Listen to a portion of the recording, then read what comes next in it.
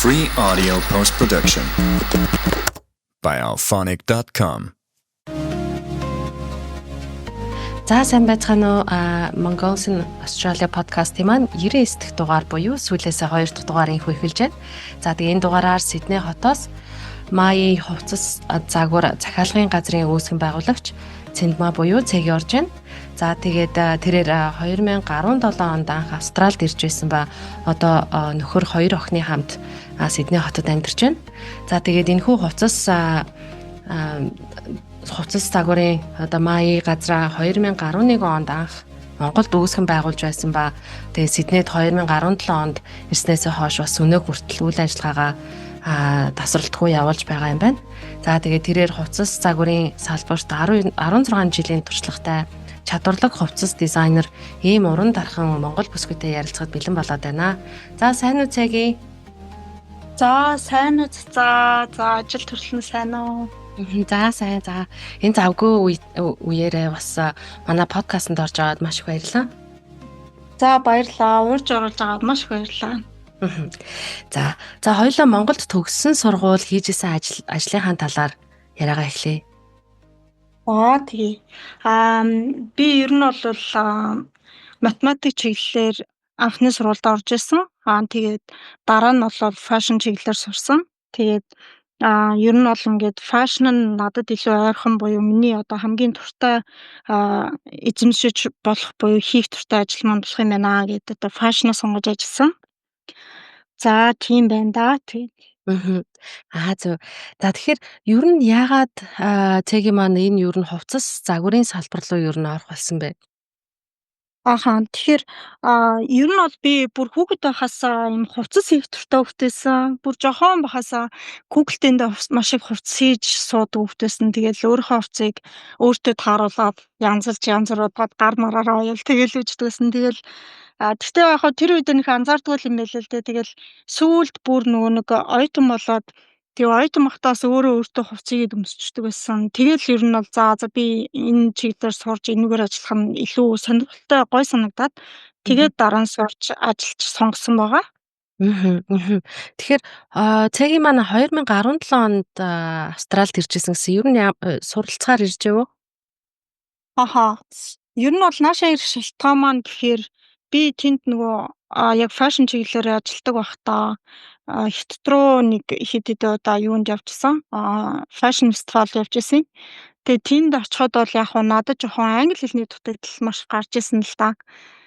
Тийм учраас ер нь бол тэндээсээ ирээд би ер нь ингээд англи хэлийг ихлэ сайн сурах хэрэгтэй юм байна. Тэгжээж ингээд өөрийнхөө мэргэжилтэд хослуулаад явах юм бол илүү үр дүнтэй сайн чадварлаг болох боломжтой юм шиг санагдаад илүү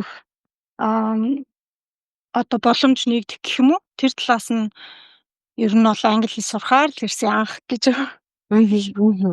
Тийм байна. Тэгэхээр ер нь анх бол Сидней хотод ирээл одоо Сидней хоттой байгаа юм байна шүү дээ. Тэгсэн. Тийм. За ер нь манай Сидней хот ер нь завгүй үнэтэй гэдгээрээ алдартай, завгүй хүн бун бужигнсан газар гэж ярьдэн шүү дээ. Ер нь гэр бүлээрээ амьдрахад ер нь хэр таатай хот байна. Ер нь мэдээж хэрэг бол маш гоё хотолтой. Гэтэ яг одоо чиний хэлсэнчлэн нөгөө завгүй тэгэл бүгдээрээ маш их төм дүжгэнсэн, бум бужигнсан л байдаг гэдэг шиг. Ер нь бол яг мэдээж хэрэг тийм ч учраас жоохон өртгийн хувьд арай илүү гэж ер нь сонсчиж байсан. Угаасаа тийм ч байдаг. Тэгээд бусдаар бол айгүй гоё шүү дээ. Манай Сидней ч ялангуяа бизнесийн нөхцөлд маш таатай гэж боддоо шүү дээ. Яг үн тий. Яг тэгэхээр бас хүн олонтой тий монголчууд манай олонтой хүн гадны ер нь үйлчлүүлэгч ихтэй гэж үзэж байгаа шүү дээ. Тэгэхээр бас тэр талаасаа Сидней хот маань бас мэдээж тийм байлгүй яах вэ. Тэгэхээр ер нь за гэр бүлээрээ нэрийн охтууд нь бас хэдтэй охтууд илээ? Хоёр охин маань хоёулаа өсвөр насны буюу 13, 17 настай охтууд байгаа. Тэгээд энд хай скул сурж байгаа хоёлаа. Дажгүй юу 17 онд ирээд ер нь одоо хэл ус бол асуудалгүй болсон уу? Тийм дажгүй яг нөгөө хүүхдүүд бол угаасаа яалтчгүй маш хурдан сурд юм лээ. Тэгээд одоо л ямар ч асуудалгүй тэгэл хойлоо яг нийгмийн төрсэн хүмүүс шиг л байдаг гэдэг шиг. Тийм тэгэл ямар ч асуудалгүй хэл тусаа аль хэдийн сурцсан тэгэл хичээлдээ явцгаагаа л байж байгаа. Аа. За. Тэгээд таад маань бас гэр бүлээрээ одоо ингээл мэдээж цэгийн маань нэлээд завгүй л ажиллаад явж байгаа. Тэгэхээр гэр бүлээрээ ер нь чөлөө цагаа юу хийж өнгөрөөж ийн хүмүүстэй бас санал болгох зүйл байна уу? Ахаа. Тэгэхээр тийм ер нь би бол нэлээд завгүй ажилдаг. Угаасаа ингээд нөгөө бараг оёдл хийдэг хүмүүс бол мэдчихэл байгаа л та нөгөө оёдлын ажил бол угаасаа нэлээд бас ингээд нөгөө цаг их шаарддаг. Тийм болохоор чөлөө цаг бол маш бага гардаг. Тэгээд яг хөө чөлөө цаг гарсан тохиолдолтой бол угаасаа гэрийнхэнтэйгээ л хамтдаа одоо тий гадуур Сиднейгээр үзэж болох газруудыг үзэж тий жоохон тэрүүхэн тэндэж гэсэн одоо далайн эргүү дөөр сонирхолтой ямар ивентүүд байна те тэднийг сонирхож үзхийг хичээдэг. Гэтэ бол тэгэл ер нь л нэг жоохон тийм хязгаарлагдмал байдаг даа гэдэг шиг. Аа. Тийм Яг заваас олоо тийм. тийм чадлаараа л яг ингээл хүүхдүүдээ октоодоо аль болох манай нөхөр дээр бол ер нь жоохон зугаатай байх гэж хичээдэг те. Аа. Тэгэхээр өсвөр насны охтууд бас найз нөхдөдтэйгөө орж гарна ер нь хэр их Оо тийм одоо асууж байна. тийм ер нь бол жоохондоо хөөрхөн ингээл тийш яв ийш яв ийм юм үзээ тгийгэнгүү за гэд явдаг гэсэн. Одоо ер нь том болгоцсноо маш их багасаад байгаа шүү дээ. Тэгэл яг гоо тэгтээ нөгөө нэг үнэхээр явах хэрэгтэй байгаа газрууд бол явна. Гэхдээ нэгд юу гэдэг нь 2-3 цаг бид гэр бүлтэй зарцуулаад үлдсэн цагт найзуудтайгаа байдаг гэдэг ч юм уу те. Нэг тиймэрхүү зүйлтэй болсон доо ер нь. Тэгээ том болгоцсон багасаад идэг юм билээ ер нь. Харин тийм манай хүү бас ер нь бол тиймэрхүү байгаа шүү дээ 15 таа. Тэгээ ер нь бол тиймэрхүү тал руугаа орох гол байна. Ороод л энэ ер нь орж эхлэв дээ шүү. Ер нь орчдсон билээ шүү. Тийм тий. Аа. За тийм байна. За тэгэхээр хувцас захиалга гэхээр мэдээж миний толгоонд бол хамгийн түрүүнд хорим гэж орж ирж байгаа байхгүй юу? Хорим болтой бас миний амьдралын хамгийн чухал үеийн нэг те бас ганц тохиох хамгийн чухал үеийн нэг байдаг. Тэгэхээр хормын даашинстэй захиалгын талаар хоёлаа яриа. Тэгээд ер нь хэр хугацаа мэдээж айгүй их хугацаа шаарддаг бах. Тэгээд тэрний талаар Аха. Тэгэхээр юунит руу нөгөө юу ахал та ингээд би чинь Монголд бас нөгөө нэг тодорхой хэдэн жил бас хувцас захиалга хийж ажиллаж байсан. Тэгээд маш их ялгаатай байдаг л да. Монгол одоо Австрали гэдэг Сидней гэх юм уу те. Яагаад тэгэхээр нөгөө манай монголчууд ч бол нэлээ ингээд нөгөө загварлаг те маш их нүсэр тийм хормын хувцснуудыг хүсэж одоо хийлгэж өмсдөг бол Австралид энэ Сиднейд болвол арай өөр юу вэ гэхээр нөгөө илүү тийм энгийн одоо тийм маш тийм юу гэдэг заавал тийм нөгөө нэг юм илүү их олон ажиллагаатай тийм хитрхи их сүртэй гэхээсээ илүү өөртөө маш тааламжтайгаар л сонгож хийлгдэг юм лээ. Тэгэхээр тэр нь бас айгүй тийм сонирхолтой санагдсан. Бүр янз бүрийн төрлөөр хормын плажуудыг хийлгдэг. Зарим нь бол үнэхээр тэгээд TCC хормоотой, үнэхээр гоёмсог, хатгамалтай янз бүрийн материалаар хийлгдэг. Мэдээж хэрэг тэд нар бол илүү цаг орно, маш их нарийн үйл ажиллагаа орно. Тийм болохоор бас нэлээд хугацаа шаарддаг. Гэтэл зарим хүмүүс маань бол ийм зүгээр ийм цэвэрхэн тийм сэлт материалаар маш тийм гоё юм нөгөө романтик стайлын тиймэрхүү дрессүүдийг бол бараг дийлэнх нь хийлгдэг. Бараг 80% нь бараг тийж хийлгдэг. Тэгээд бас нэг сонин содон нэг тохиолдож ирсэн нөгөө нэг плаж нэг үйлчлүүлэгч над дээр ирээд би хормоо их чаамаа ингээд хормын плаж хийх гэсэн ингээд ирсэн. Тэгээд тэгсэн чинь ямар материал бариад ирсэн бэ гэхээр бүр десант ногоон даавуу бариад ирсэн. Тэгээд за тэгээд би бүр ингээд эхлээд хараад жоохон юу ахгүй ингээд та хормын материалаа плажынхаа материалыг авчирсан гэсэн та тэрийг надад үзүүлж болох уу гэдгсэн чинь энэ байна гэд ногоон десант материал гаргаж ирсэн байхгүй. Тэгээд би тийм үү. За тэгвэл хоёлаа ингээд дрессийн тухай яриа гэсэн чинь яалтчгүй л яг тийм стилтэй одоо тэр бүсгүй маань бол ер нь рок стилтэй тийм нэг юм хард рок стилийн амьд хөгжим сонсдог нэлээд тийм амар кул стилтэй бүсгүй байсан. Тэгээд би анх удаа тийм десант ногоон даавуугаар хормын плаж хийжсэн тохиолдолтой. Тэгээд би бодчихсон байхгүй юу. Ер нь бол ингээд одоо энд бол Европч баруунчсан одоо иймэрхүү улсуудад бол нөгөө хүн ингээд хувцсандаа маш их ач холбогдолгүйсээ илүү өөрийнхөө одоо feeling-д буюу нэг өөрийнхөө сэтгэлд маш их ач холбогдол өгдөг юм байна гэдгийг бол яг жинхэнэ утгаар нь тий. Хамгийн гол нь өөрөө л enjoy байх нь хамгийн чухал. Бусдаар бол хувцас бол яг хөө ерөнхийдөө ингээд хоёрдугаарт тий. Тийм болохоор ингээд юу өмсвөл би хамгийн happy ингээд чөлөөтэй тий өөрийнхоороо байж чадах вэ гэдэг дээр л маш их ач холбогдол өгд юм шиг санагдсан шүү дээ. Тэр нь аюу гоё санагдсан надаа. Тийш Маш тий. өнгө. Нэрээ ингээ бодохоор чи одоо жишээлбэл за манайхны зам болвол тий за хүнд айтайхан харагдчихсан тий хүн халагтаад тэр цагаан балааж ингээд өмсчихсэн. Тэрнээс өөрийнх нь тав тух биш тий яг өөрийнх нь стайл биш. Зүгээр л хүмүүст зориулж хурмаа гэдэг юм уу тий. Эндхийнхэн бол өөрсөндөө хурим хийж байгаа хоёр хүн л филинг нь сайхан байхад л болоо бусдын бараг л тий хамаагүй гэсэн байртай тий. Яг тийм үзэлтэй. Ерөөсөө одоо манайхан бол яг одоо л өөрчлөж байгаа хаа. Гэхдээ дэх үед бол ингээд би нэг юм хурмын цагаан булааж өмсөх ёстой гэдэг л тийм л араамн дотор явдаг байсан тий. Нэг CC том форматай. Бусдаар бол яг ингээд өөр байна гэж бол ер нь тийм ойлголт байдаг байсан. Гэхдээ одоо л харьцангуй залуучууд өөр болсон юм шиг харагдсан надаа. Тийм тий. Тэгэхээр Цэгийн манаас Австралийн стайлист мэрэгжлийн үнэмлэхтэй шүү дээ. Тэгэхээр хоёлаа бас ингэж хүмүүсийн хувцас ярьж байгаа дээрээ хоёлаа бас хүмүүсийн үйлчлүүлэгч бүрийн бас нэг дүр төрхийг онцгойлж өгөх бас нэг зөвлөгөө өгдөг багтай. Тэгэхээр тэрний талаар ер нь одоо насанд нь тааруулж одоо тэгэхээр чин за Цэгийн маань өөрөө монгол хүн байгаа. Тэгээ монголоороо ингээд сэтгэхүү одоо австрал хүмүүс манаас ингээд бас өөр сэтгэлгээтэй байна гэдэг чинь тий. Тэгэхээр тэрний талаараас нөө зөвлөгөөний талаар Тэгэхээр яг хөө би ер нь бол өөрөө дизайнер мэргэжилтэй. Тэгэхээр мэдээж яг нөгөө миний хийж байгаа ажил тэртээ тэргүй одоо ингээ хүмүүст ингээ зөвлөгөө өгөхийг шаардаад байдаг байхгүй. Одоо жишээлбэл үйлчлүүлэгчид орж ирээд хувцас засвар дээр хүртэл энэ хувцсыг ямар олвол надад илүү цохимжтой харагдах вэ гэдэг асуултыг байнга тавьдаг.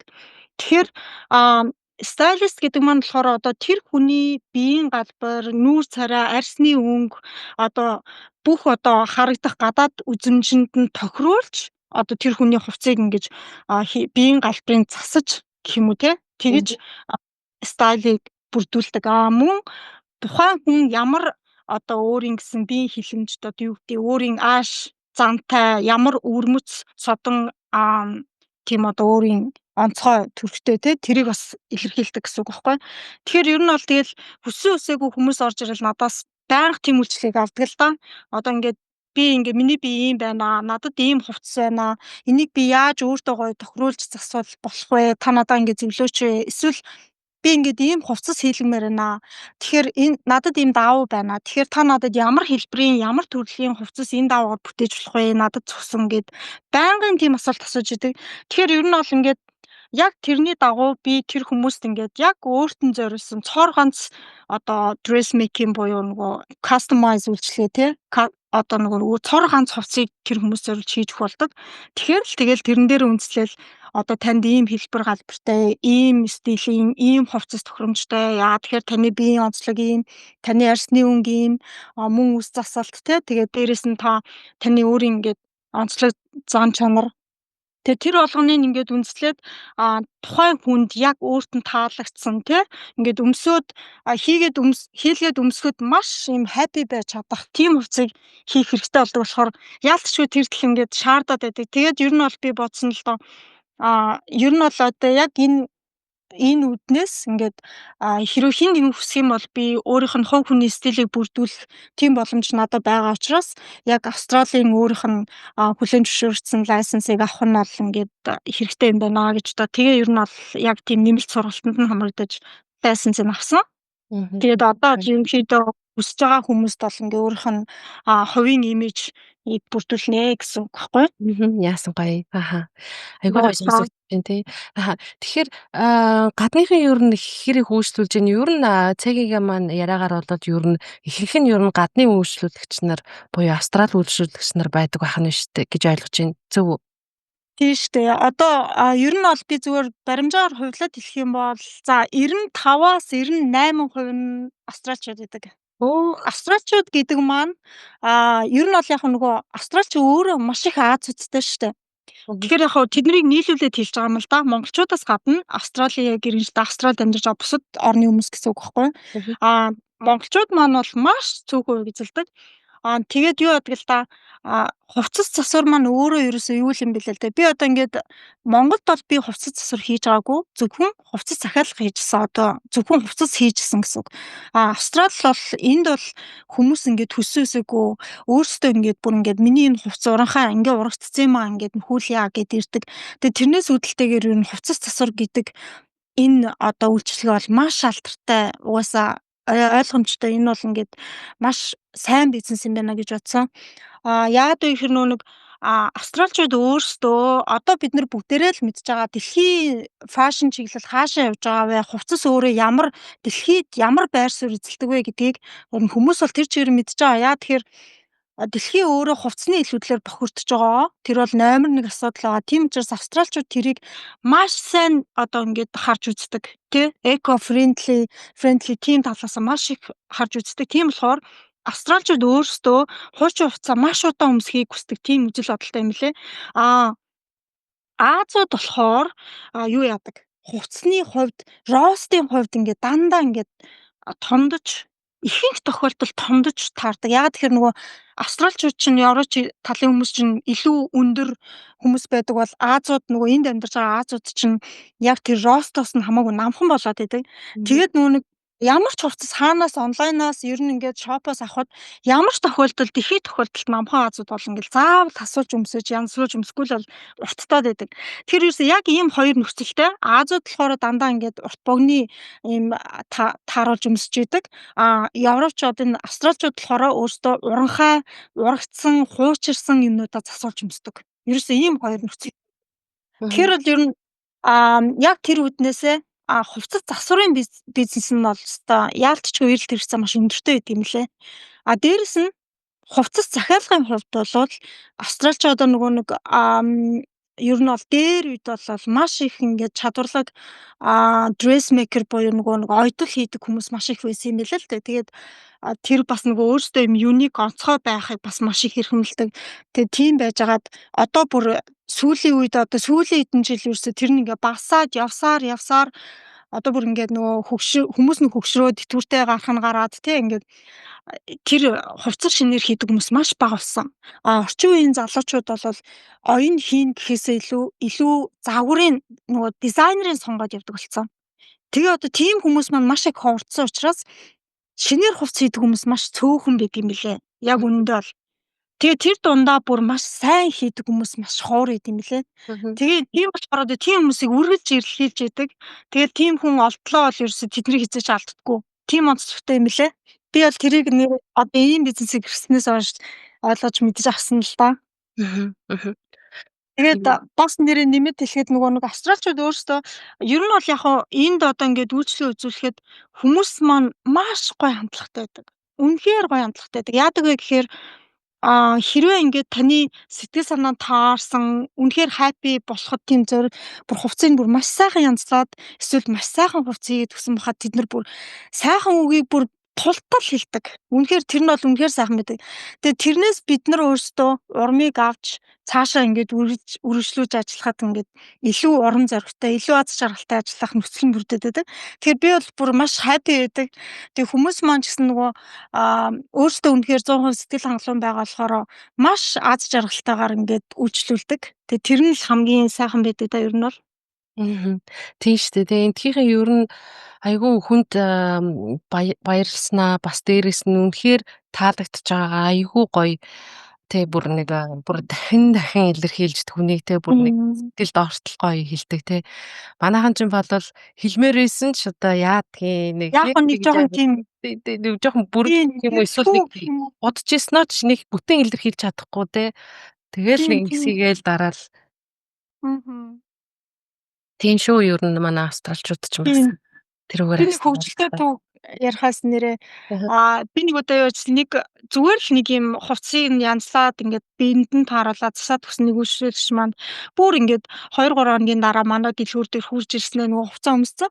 Тэснэ цэг чи намайг хардаа энэ амар гоё харагдаж байгаа гэхээс бүр амар хөөрхөн зөөд ингээд харуулсан төлөө намайг зориод буцаад ингээд дэлгүүр дээр хүрэж ирсэн. Тэг бүр надад бүр амар гоё санагдаад Ямар гоё юм бэ? Тэр чинь хамгийн бүр Тийм тусал шүү дээ. мэдрэмжийг авч байгаа Мгм. байхгүй юу тийм. Маш их аз жаргал өгч байгаа байхгүй юу? Мгм. Өөр юм. Тэгэхээр манай цэгийн манай ихэл хүний идэ сэтгэд хүртэл хийж ийн гэдэг чинь бас айгүй 100% сэтгэл ханамжтай хэрэглэгч нартай байна гэдэг чинь маш чадварлагыг харуулж штэ. Өстой гоё юм. Ингээ Аа сонсохоор үнэхээр бахархаж шүү. Тий. Тэгэхээр яг нөгөө хоёулаа гадныхныг ярьлаа. Тэгэхээр дээл болон үндэсний хувцсны захиалгын талаар хоёлаа яриа. За яг хуу сая баг 90% нь олвол гадныхан байдгаа гэдгийгсэн. Тэгэхээр үлцэн хувийнаас манай монголчууд манд байж таарах нэ. Тэгэхээр дээл үндэсний захиалга авдаггүй ахаа эсвэл авах уу ахаа авах боломжтой юу? ахаа мэдээж аавна. Яг тэгэхээр нөгөө би Монгол байхдаа угаасаа л үндэсний хувцас, Европ хувцас аль алийг нийдэг байсан. Тэгэхээр үндэсний хувцас авдаг. Ер нь бол хүн үйлчлүүлэгч Монгол үйлчлүүлэгч нар хүсэх юм бол ирээд хэмжээг өгөөд тэгээ материал авчирж өгөөд юу гэснээр ямар загвартай хувцас хэлмээр бүгдийг нь хийлгэж болно. Гэхдээ энд яг хуу нэг зүйл ажиглагдаад байдаг. Бид нар бол манайх бол жишээ нь ингээд Австрал, Сиднейгийн одоо зах зээлд нийцсэн үнээр бид нар мэдээж хийн. Гэтэл бол нөгөө Монголоос бол ингээд монголчууд маань бол өөрсдөндөө тохирсон өөрийнхөө үнэнд мөнгөнд таарсан хувцсыг бол зөндөө олон их сурвалжаас Монголоос авч болдог. Тийм болохоор үнийн хувьд жоохон тийм Монголоос авсан нь илүү ашигтай юм шиг санагддаг юм шиг надад санагдсан. Тийм болохоор би бол нөгөө юу яадаг уучлаарай ингээд нөгөө бид нар бол Сиднейгийнхаа л мэдээж ханшаар хийн. Тийм болохоор ингээд танд үнэн таалагдаад үнэхээр happy байвал би танд ингээд хүссэн загвараар ч хувцсыг хийж өгнө. Бусдаар бол хэрвээ танд ингээ үнэтэй юм шиг санагдах юм бол ингээд таны сонголтоо. Би тэгж хэлэх дуртай байдаг. Яа тэгэхээр тэртээ тэргүүл бид нар юуг нь нухавдаа хүний нутагт ингээд янз бүрийн ажил хийгээл нилээн бас эн чин чадал чансаа гаргаж ээж мөнгө олж байгаа штэ. Тэгэл хүүхдүүдээ гэр бүлээ тижээн зөндөл асуудал байгаа.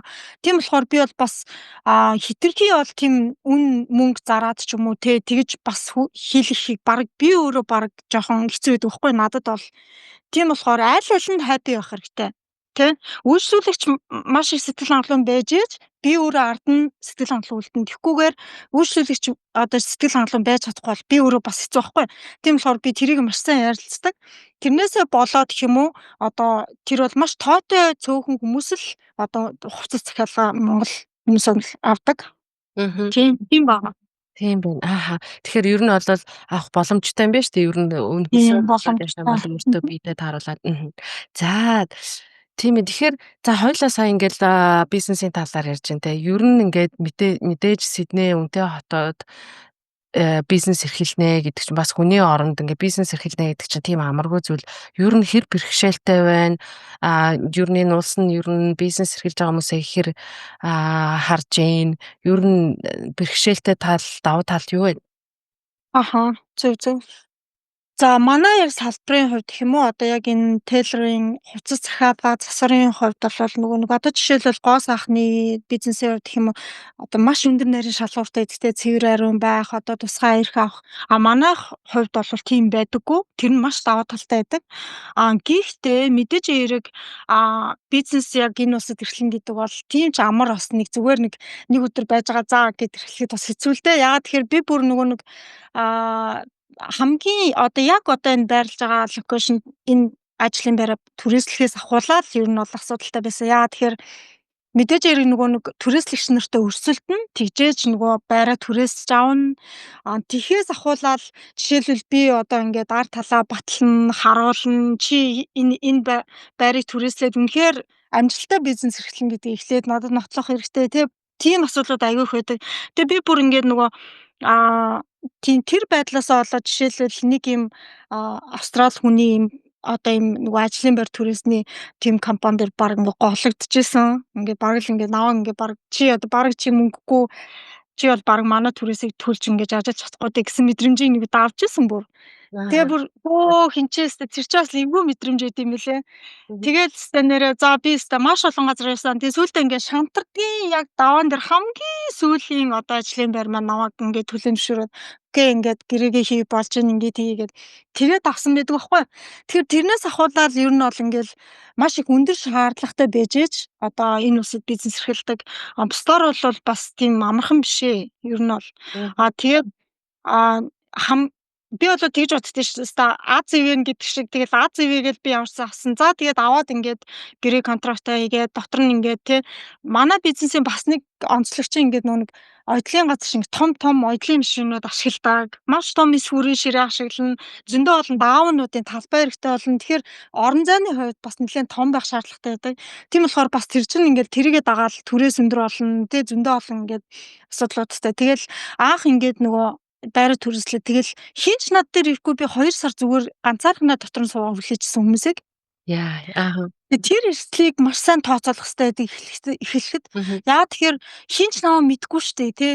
Энд нэг ингээд Австрали дотор Сидней дотор ингээд зөндөө олон хувцас засран газар, хувцас захиалган газар гэдэг ингээд байж байгаа. Тэгээд тэрэн дотор хэн сууж байгаа, ямар чадaltaй хүн сууж байгаа гэдгийг бол олон жилийн туршлагатайнуудыг л хүмүүс мэдчихэж байгаа. Тэрнээс зүгээр л нэг өдөр би ингээ хувцас захиалга засвар гэж нийцсэн хүнийг энэ одоо юу ямар юу юм бол доо энэ юу ч хийх юм бол доо гэл хүмүүс ер нь тэгнэ л дээ мэдээж хэрэг тэр бол ойлгомжтой.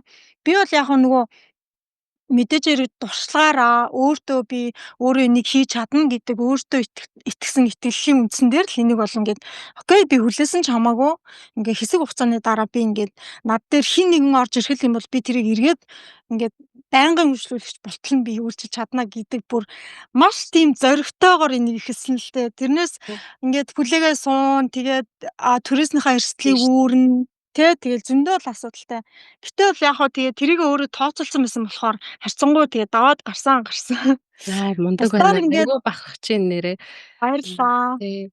Аа. Тий ер нь бол тэгээд өөрөө хэрвээ чадвартай үнэхээр хүмүүст ингээд үйлчлүүлэгчтэй өөрийгөө харуулж чадах юм бол эднийх нь маш сайн дэмждэг. Үнэхээр гоё.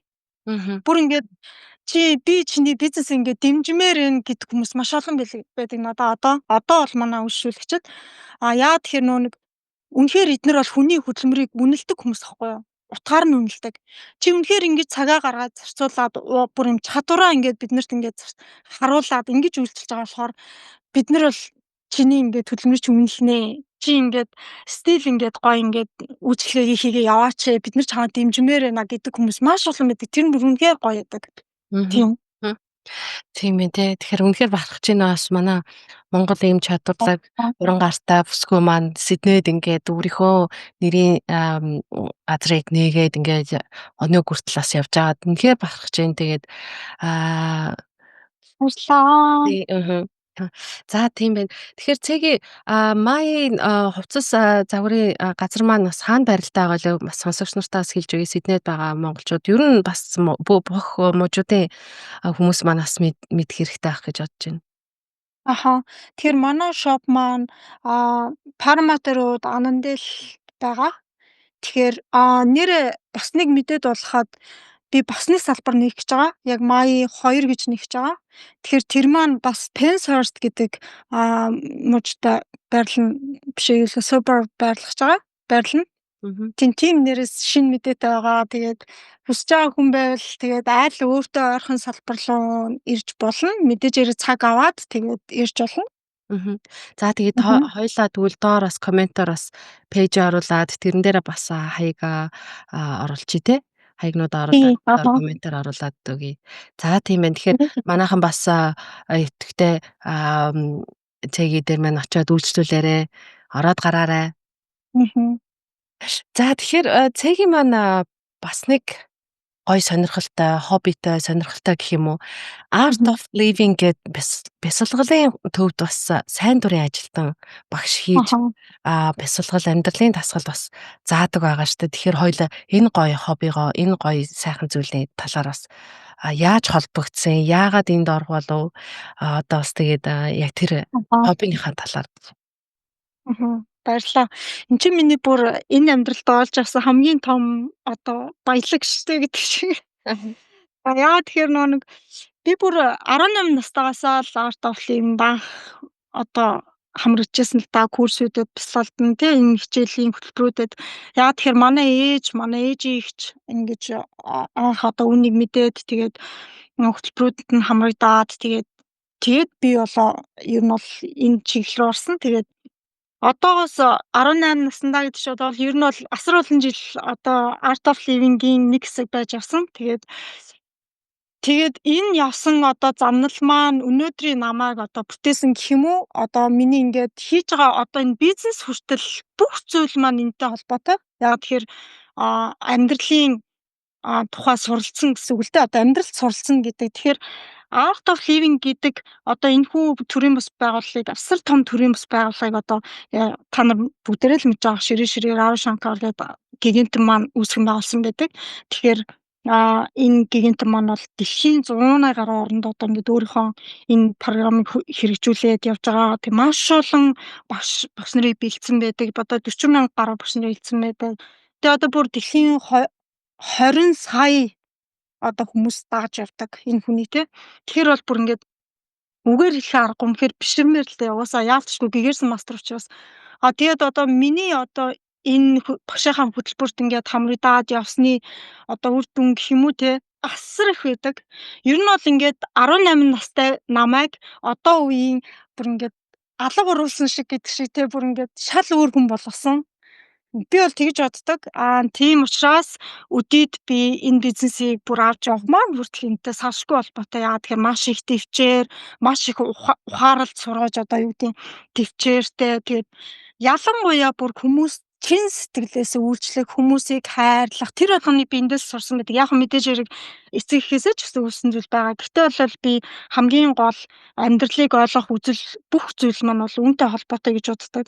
Тэгэхээр энэ бол үнэхээр миний олж авсан баялаг л да нөгөө тийш хэлсэн байдаг л да хүн ер нь энэ хороо төрснөөсөө хойш нөгөө 3 зүйлийг одоо олж авах хамгийн чухал гэж хэлсэн байдаг. Тэр нь болохоор мэдээж хэрэг нөгөө багшигаа олж авах бүр номер 1 гэдэг юм лээ.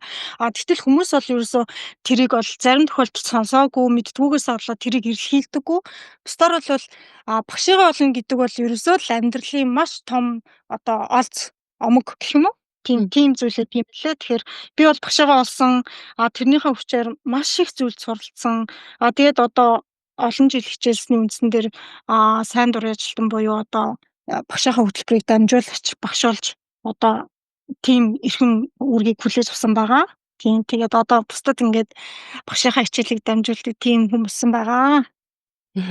Яа ямар гоё юм бэ. Ер нь бясалгал гэж ер нь хүнийг бас нэг тайван одоо ингээд уур уцаар стресс гэл ингээл ярьдаг те монголчууд маань. Тэгээд тэр бүгдээс ингээд бас өөрийгөө холдуулаад хүн өөрийгөө л ер нь майндсеттэй өөрийгөө ингээд тайвшруулах л тэрнээс гадны орчин 3 дахь этгээд биш гадны орчингоос биш зөвхөн хүн өөрийгөө ингээд тайвшруулж бясалгал хийж майндсетээ бас ингэж рефреш хийж те ингээд өөрийгөө айгууд ихэл ёстой юм шиг байгаа юм.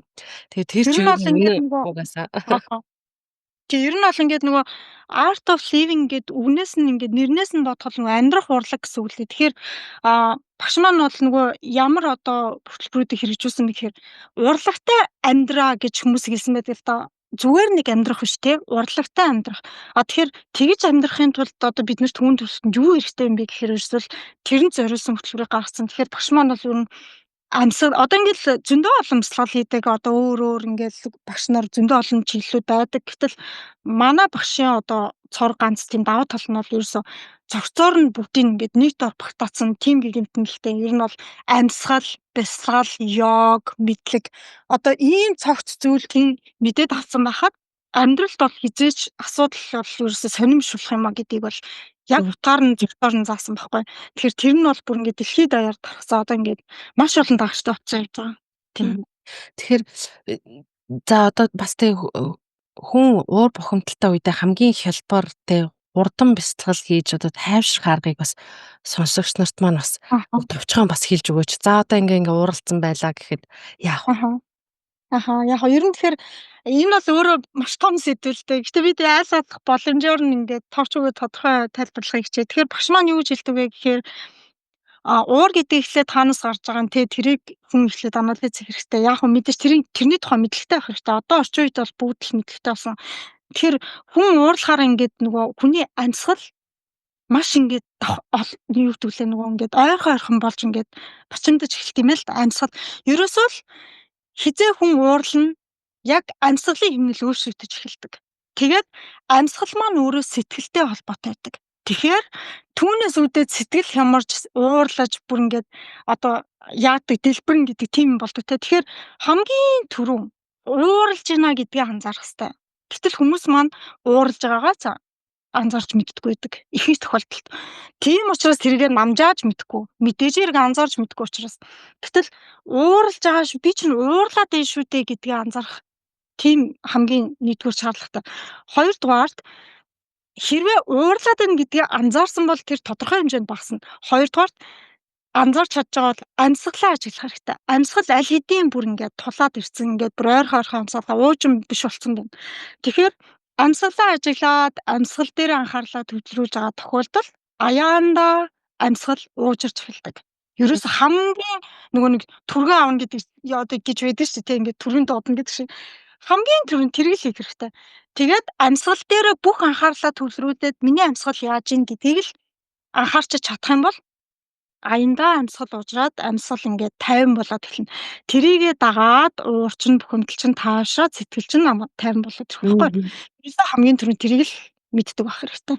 Тэгээд тэрнээсээ цаашаа зөндөө олон асуудлууд байна. Гэтэ бясалгал гэл. Тэрнээс ер нь шууд ингээд суугаад бясалгал хийн гэдэг бол тэр бол хэцүү л дээ. Тэр бол бас өндөр түвшний хүмүүсийн л хийдэг асуудал л таа. Тийм байна. За тийм байна. Тэгэхээр бас хоёлаа миний талаараас бол яриа л байна. Тэгээд одоо хоёлаа бас ер нь подкастын маань хувцас дуусах юрд өгч जैन. Тэгээд энэ сайхан бас мөрөөдөл нь аюу гоё байна. Одоо мөрөөдөл нь одоо хобби гэх юм уу? Яг хобби гэхээр бас биш. Яг тэг үнэхээр яг ингээд хүн бүр өөр чин сэтгэлээсээ нэг дуртай зүйл өгдөө штэ. Бас мэдээж ажлынхаа хажуугаар тий өөр дурлсан энэ зүйл нь айгүй гоё байна. Тэгээ бас хүмүүст бас ингэж бас түгээхийг хүсэж байгаа гэдг нь бол ойлгомжтой. Тэгэхээр бас багш хүн учраас бас тэрнийхээ талаар бас хүмүүст бас подкаст хийдэг гэсэн үү те? Подкаст хийдэг лөө те? Тийм, подкаст хийдэг байгаа. Тэгээд тэр мөрийг бас доороос комментаар бас линкийг оруулаад өгнө. Тэгээ бас пэйжийг бас доороос оруулаад тэгээ та бүхэн манаас цэгээтэй маань бас холбогдоод энэ сайхан хувцас загварын талаар ороод гараараас ядаж тэгээ бас ингээ ороод гараад минь мэдтэй бас үйлчлүүлээрэ гэж бас монголчуудаас бол тэгээд сүүлийн бас асуултыг бас чамд үлдээ бас асуугаагүй үлдээсэн асуулт байвал энэ хормыг бас чамд үлдээ. Зөө. За тэгээд би ер нь бол ингээд нөгөө амьдрах урлаг буюу арт офлын гэр ингээд тасралтгүй энэ олон жил одоо багшийн хөтөлбөрийг хэрэгжүүлснээр ер нь болж өгвөл бизнесээс илүү энийг илүү ярих дуртай. Яагаад тэгэхээр хүн ер нь хувь хүнээ эхлээд өөрөө ингэж бүтээж ээж дараагийн асуудлууд бүтэн. Бусдаар бол хувь хүн өөрөө асуудалтай байвал юу ч зориод юу ч хүсээд тэр бол маш хэцүү байхгүй. Тийм ч амархан бүтээх боломжгүй. Тийм болохоор эхлээд хувь хүн өөрийгөө бүтээх хэрэгтэй. Өөрийгөө ажиглаж анзаарч те би өөрөө хинбэ гэдгийг олох хэрэгтэй. Энэ амьдрал яах гэж ирсэн утга учраа олох хэрэгтэй. Тэгээд дараа нь тэрийгэ мэдсэн хүн юунд ч зориход бүр ингээд маш дүт байдаг те. Тэгэхээр ер нь бол би тэгж хэлэх туртаа ингээд эхлээд өөрийгөө олох хэрэгтэй. Өөрийгөө олох хэрэгтэй. Тэгжээж дараа нь хаашаа явах вэ гэдгийг бодвол илүү амархан бөгөөд аягүй тийм аз жаргалтай явах юм болов уу гэж боддог. Миний ч гэсэн одоо ингээд би бол ингээд ойдлын ажил маань бол маш их би түрүүнд орсон тийм маш их цаг завгүй тийм одоо хугацаа шаарддаг нэлээд бас ингээд ядардаг гэх юм уу. Гэтэ би бол яг дуртай хийж байгаа болохоор ядархан гайг байдаг. Тэгээ дээрэс нь ачаал ихтэй байдаг учраас би одоо амьсгалын дасгал бясалгалгүйгээр хизээч одоо тэгж ажиллаа явуулах боломжгүй байдаг. Яа тэгэхээр би энэ зүйлээр өөрийнхөө стресс ядаргаа гадагшлуулж ийж өнөөдөр би амжилттай тийм маш юм чадварлагаар маш фокустай ажиллаа хийх боломж бүрддэг байхгүй. Тэрнээс бусдаар бол ингээд маш их завгүй ажилдаг. Дээрэс нь ингээ хүүхдүүдэд анхаарна, гэр бүлтэй анхаарна, ажилдаа анхаарна. Тэгэл бид нар чинь энэ дээрээ суралцсан хажуугаар нь тэр олон зүйлийг ингээд энэ завгүй хотод, энэ завгүй хүний амьдралд амжуулах бол тийм ч асар амархан зүйл биш. Тэрнээсээ болоод хүмүүс маш их стресстэй, өвчлөлт өртөж янз бүр болдог. Тийм болохоор багш маань хэлдэг л дээ. Нэг хөл дээрээ явахаас илүү хоёр хөл дээрээ зэрэг явах нь чухал гэдэг шүү. Тэр нь юу гэсэн үг вэ гэхээр одоо энэ хүний ертөнцийн амьдрал дээр ингээд та бизнес хийн үү, юу хийн үү тий одоо өөрийнх нь дуртай юм үйл ажиллагаа, бизнес, карьер бүх зүйлээ явуулж болно. Гэхдээ хажууд нь та бурханлаг сүнсийг хөгжүүлэх тий өөрийн тэр өөрийгөө олох, дотоод оршуудаа амьдрах тий тэр болгоныг давхар ингэж заавал давхар явж ш та ард нь ингэж амжилтанд гардгийг хүрдгээ шүү. Тэгжээж та хүний ертөнцид маш эрүүл саруул тэ эрч хүчтэй энергиэр дүүрэн амьдрах боломжтой эрүүл саруул. Тэгж хэлдэг тийм болохоор тэрийг л одоо залуучуудаа мөн одоо бүх хүмүүстэй тэгж хүсмээр байна. Хэрвээ та өөрийгөө олох юм бол бүх зүйл тэгээд тэрний ард угаасаа л ойлгомжтой хаашаа явах нь тодорхой би өөрөө хинбэ гэдэг юм гэсэн үг л дээ. Тэгээд тэгж л хэлмээр байна да. За тэгээд цээгидээ маш их баярлаа. Өнөөдрийн бас подкастт маань оролцоод сүүлээсээ 2 дахь зочин буюу 99 дахь зочноор орсонд маш их баярлаа. Тэгээд уран гарын буян арвижиж уралсан бүхэн чинь үн цэнтэй байж олон хүмүүсийн сэтгэлийг гэрэлтүүлж байгээ гэж ерөөй. Өөх ямар гоё ирүүл вэ. Маш их баярлаа. Би нэрээ 99 дахь зочин гэдэг чинь аюу гой санагдсан ш нэрээ. Нэг гоё тийм бэлгшээлтэй юм шиг. Тэгээ маш их баярлалаа. Ямар гоё ирүүл вэ. Тэгээд энэ сайхан подкастт бас урьж оролцсон цацаад маш их баярлалаа. Тэгээд цаашдынх нь ажил амьдрал тэгээ бас бүх зүйлс хамгийн сайн сайхан бүхний хүсвэрээ тэгээд цацаа маань ч гэсэн бас өөрийгөө олоорой гэж хэлээ. Тэгээд хамгийн сүүлд нь юу тарин түүнийгээ орон гэдэг маш гоё үнэн үгээр тэгээд төсөй доо гэж бодож байна. За маш их баярлалаа. За тэгээ Сидней хотоос Цэги Мельбурн хотоос цацаанаар ярилцлаа. За дараагийн хамгийн сүүлийн зочинтойгоо уулзаад цацааны бас подкастынхаа бас төслийг бас өндөрлүүлж байгаа. Тэгээд 100 зочинтой яг нөгөө Монголын 100 туулгатан эрхэм туулгатан гэдэг шиг Австралид амьдарч байгаа 100 эрхэм зочтой оруулаад энэ хүү подкастын маань бас миний одоо бас нэг тийм амьдралын энэ төсөл маань бас ингээд дуусж байгаа. Тэгээд яг дараа нь бас шинэ контент нар гараад ирэхийг хэмэдгүү. Ямар ч байсан цацаан подкаста 100 зочинтойгоор дуусгаж байгаа.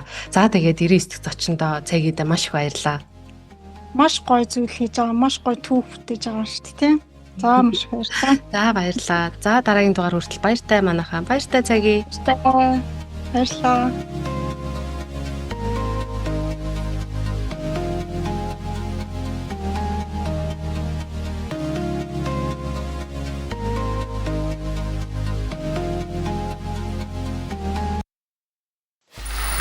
Free audio post-production by alphonic.com.